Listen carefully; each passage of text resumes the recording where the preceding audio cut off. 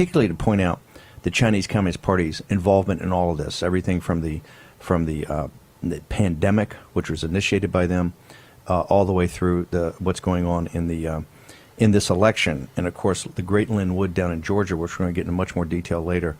Lynn Wood is pointing the finger to the Chinese Communist Party. It is the Indian commemoration and celebration of Diwali, which is the Festival of Lights. I want to bring in now Dave Ramaswamy, one of our contributors that's been so good on the analytics and the numbers.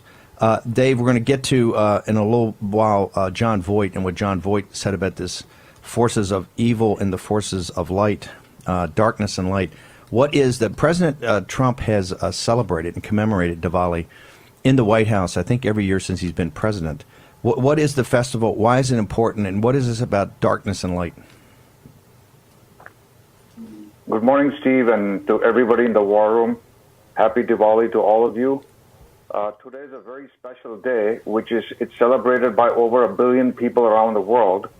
As you mentioned, it's a festival of lights, and it's celebrated by Hindus, Buddhists, Sikhs, Jains, and actually people of all religious persuasions, because not just a religious significance to this day, but also a spiritual significance. And that is, it commemorates the victory of good over evil, the victory of light over darkness, and the victory of knowledge over ignorance. It reminds us to always remember the sacred and divine light that is within us and to bring it forward to make the world a better place. And the president has rightly, you mentioned, celebrated Diwali.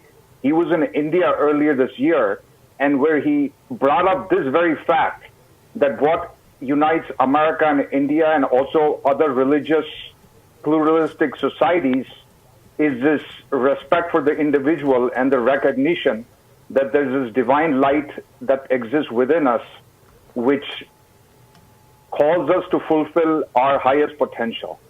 And that's what it's about. And especially at this critical time in our democracy, it's worth remembering that.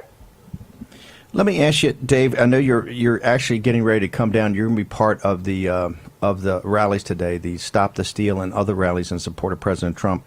Are we at this moment right now? We've had Sidney Powell's been not just on this show, but she's been on doing a lot of media the last couple of days. Lynn Wood, who filed this really, I think, quite significant lawsuit in federal court yesterday in Georgia. They have been positioning this, as we have, as a fight of good versus evil, a fight of light versus darkness. Do you see it in the same context?